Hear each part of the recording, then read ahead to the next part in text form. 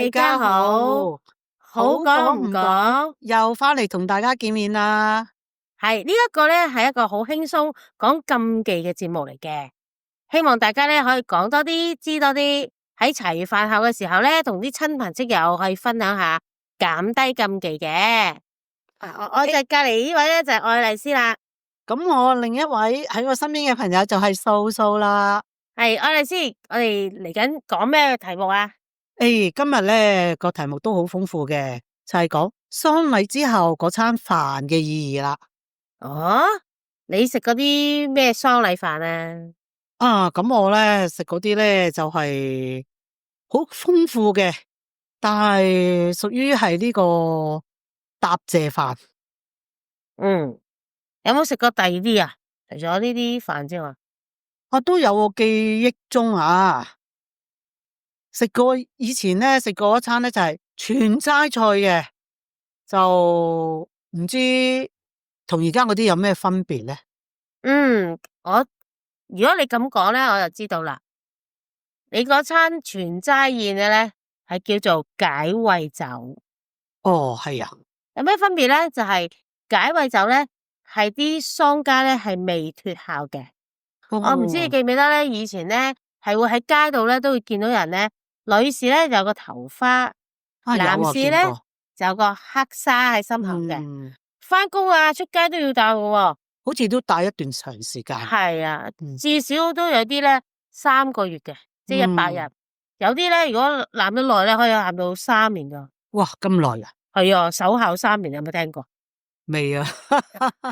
咁而家咧，你食嗰啲大魚大肉又有海鮮嗰啲咧就叫做英雄宴。哦，係啊，或者叫英雄飯啦。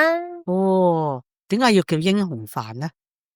嗱，你唔好誤會咗，嗰個英雄咧唔係 hero 嗰個英雄。其實英雄咧係點樣寫咧？係一個喬絲邊，一個嬰孩嘅嬰。紅咧就係紅色嘅紅。英雄飯，英雄係咩咧？就係嗰啲鷹槍鷹槍個頭嗰度咧，除咗嗰個尖刺之外咧，仲有一嚿咧係紅色嘅鬚鬚好似個花球咁樣。係啊，類似啦，係啦，中間要金色咁樣。係啦，佢咧養嘅時候咧，嗰個紅色嗰個鬚鬚咧就會跟住咧去舞動嘅。咁咧呢個咧其實咧就有個寓意咧，就係參花掛紅即係鴻運當頭嗰邊嘅意思。咁咧呢餐飯咧係要落咗孝，係啊，脫晒孝先至食嘅。所以點解你而家見到咧好多咧喺個火葬場已經係脫孝啦？係啦，咁咧落嚟食飯咧，嗰餐飯咧就叫做英雄飯啦。哦，咁樣啊？英雄飯即係同呢個解穢飯，其實個餸菜有冇咩唔同嘅咧？有嘅。嗱，如果係解穢酒咧，就要食7個餸。哦，咁噶？係啦，咁有糖水嘅，但個糖水咧係要第一味食。糖水先食嘅，先上嘅。係啦。點解咧？就係攞翻個甜嘅意思。喪禮苦啊嘛。咁所以咧食翻個糖水甜翻，跟住先食嗰個飯。係啦。英雄宴咧就係要8個餸或以上。而家咧好多時咧都寫菜嗰個咧都未必淨係寫8個餸噶啦，有時都會多啲嘅。咁都有糖水嘅。咁樣。但係個糖水咧就冇話指定噶啦，冇話食前定係飯後冇定呢樣嘢咯。即係英雄宴就唔會分嘅。係啦。解穢飯咧就會一定係糖水先上嘅。係，即係等啲人即係脫咗個苦先。係啦。原來咁嘅。愛麗絲，咁咧你返教會啦，嗰啲安息禮咧，你食嗰啲飯咧係叫咩名啊？通常咧，即係去完安息禮啦，上完山啦，即係火葬完之後咧，咁佢哋就會邀請，即係話，我哋一齊去食一個即係答謝飯咁樣咯。係啊，有啲教會咧就會叫嗰個叫安慰飯。咁其實都係同一個意思嚟嘅啫。係啊，咁都係，不過可能咧就冇話要求幾多味餸咯。咁樣。係啦，咁輕鬆啲嘅。係啊，即係比較輕鬆嘅。去食飯嘅時候，大家個即係心情都係比較即係輕鬆啲嘅。係啦，咁樣。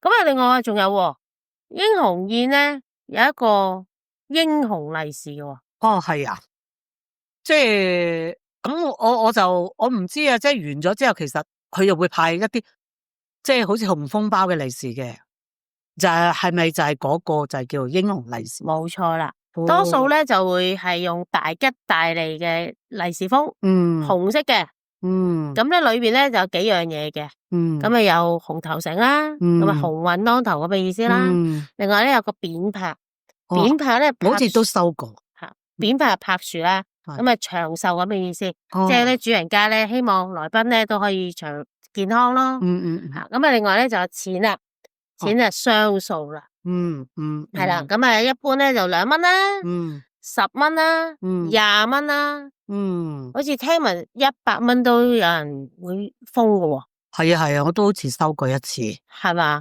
係啊，咁總之雙數就得噶啦。我諗住佢寓意係紅色咯，咁樣。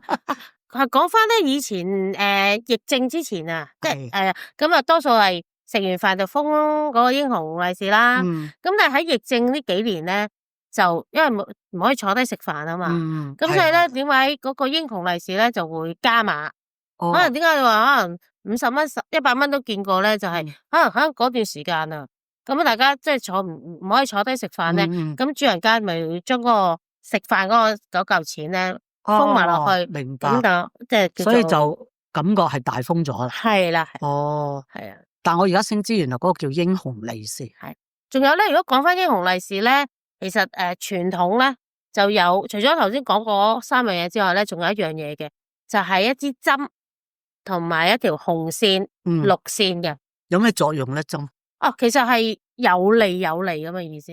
係啊，有意頭噶。不過而家好少見啊，除非一啲好傳統嘅老人家咧，就要求我哋從業員咧要加落去咯。如果唔係咧，我而家都仲有呢一樣嘢嘅。有嘅，不過真係好少啦。我諗即係10個家庭都冇一個話要求，因為咧始終支針咧都係危險啊，一拮到咧，你知而家啲菌幾得人驚噶啦，係咪先？咁啊變咗咧就而家都減少咗呢樣嘢。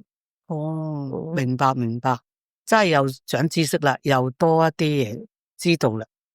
咁我見而家一般即係完咗喪禮之後咧，去食飯嚟講咧，都好多人參與，我覺得近期多翻嘅，因為冇咗疫症啦，同埋始終咧喺個食飯度咧，大家都可以傾偈。有時喺個喪禮裏邊咧，有儀式啦，有嘈啦，係啊，咁你變咗好難同傾到偈。咁啊係食飯嗰時咧，大家輕鬆可以我嚟呢度傾下兩句，大家可以好似相聚下咯，又可以即係比較 close 啲去安慰翻嗰個即係主人家啦，咁可以傾談到咯，我又覺得即係都唔錯咯，可以表達到自己對佢哋嗰個關心關懷咯。好啦，咁我哋咧呢個節目就到此為止咯。我哋咧邀請大家聽咗我哋嘅節目咧，覺得好咧，可以 CLSS comment like share 同埋訂閱我哋嘅，係啦，我哋同大家先拜拜啦。好啊，拜拜，拜拜，下集再見啊。